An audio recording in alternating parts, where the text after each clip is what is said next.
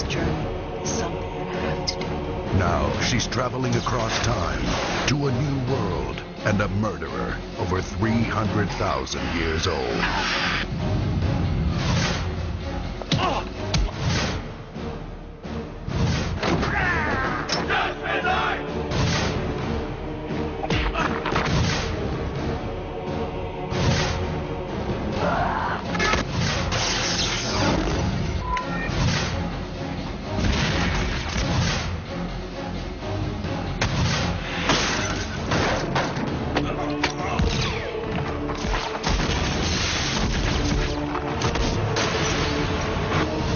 Talisa Soto.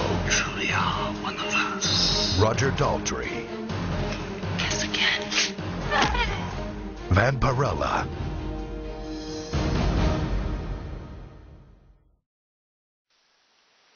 Hey YouTubers, Hankster here, and welcome to another horror movie review. In today's movie we're going to be focusing on is Vampirella, the movie, starring Talisa Soto and Roger Daltrey.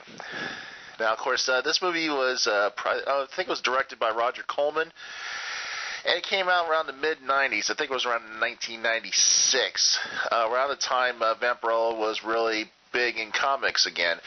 The character herself started in the early 70s, probably around 1969, 70.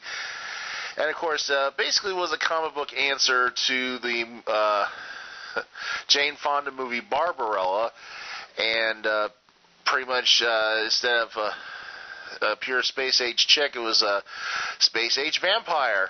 And basically this is what the most of the storyline of this movie was focusing on. The original storyline of Vampirella being a sole survivor of a vampire planet, and well, not sole survivor, of course, she found out that Dracula was also from her world, and he was, of course, an escaped criminal who basically believed that instead of feeding off the life-giving blood waters of their home world, that it would be better to just drink blood of your fellow citizens. Then, pretty much that's the plot line here. She, of course, hunts him down throughout the centuries after his escape from their planet of Draculon. Oddly enough, though, the movie takes a lot from the Superman movies, being that he has also teamed up with a female and a male villain as well, like General Zod. So pretty much now it's a lot of elements of Superman's thrown into this. They don't have extreme, they have vampire powers, but it's mostly just because the bad guys drink blood rather than the special serum that she, of course, Vampirella herself walks around with. There is some aspects of this movie that are pretty good, but all in all, this was pretty much a schlock film with, standby, pretty much, even though this was the mid-90s, it was pretty much, it looked like something was made in the 80s, B-movie, science fiction material. Talisa Soto, even though she looks pretty hot, I would have picked somebody with bigger boobs. I mean, I kind of go by this rule: if you're gonna have female comic book heroes, at least have them be the same chest size, that of the characters they're portraying. I mean, for crying out loud.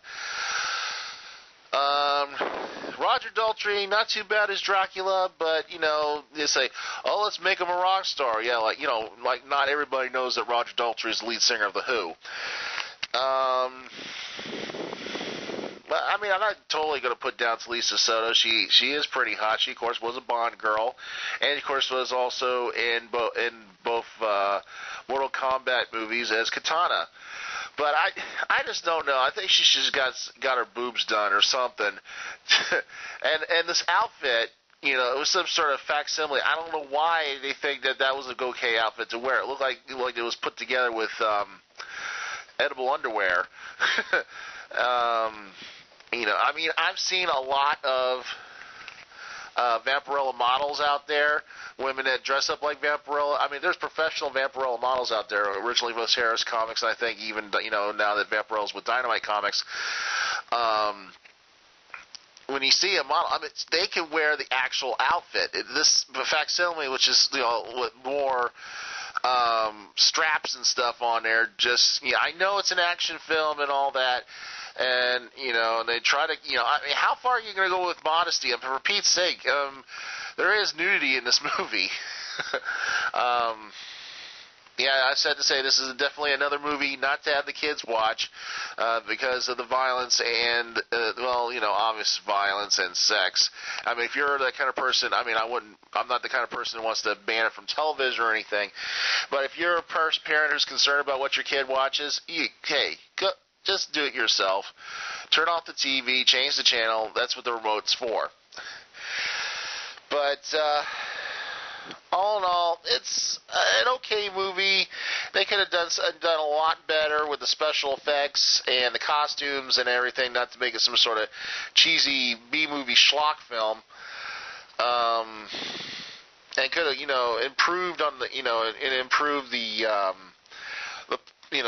worked the plot a lot so it didn't make it look like some sort of Superman ripoff.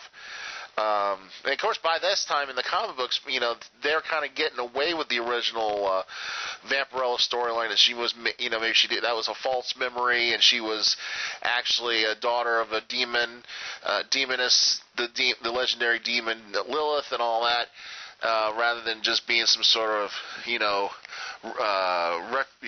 planetary refugee thing. Because that's, since Superman, I mean, they did it with this, they did it with Thundercats, and it's just, they could have redid it to make it a little bit more interesting.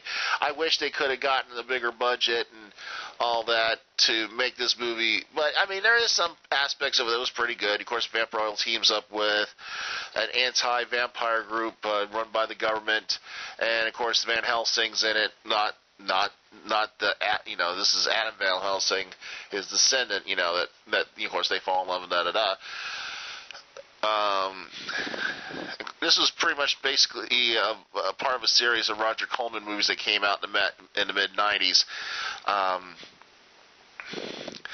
and all. But, I mean, even there's some good aspects, a lot of bad aspects, but I do say it is a good addition to your horror movie, superhero comic book based collection. But hopefully sooner or later they'll think of something else to maybe make a better movie of. Maybe at least an animated movie like they did with Lady Death, and all. But that's just my opinion. But I still suggest you go check it out, base your own opinions on this. And I hope you enjoyed my little Vampirella movie review. And stay tuned here for more reviews, whatnot, and sexy vampire chicks here on the Multiverse. See ya.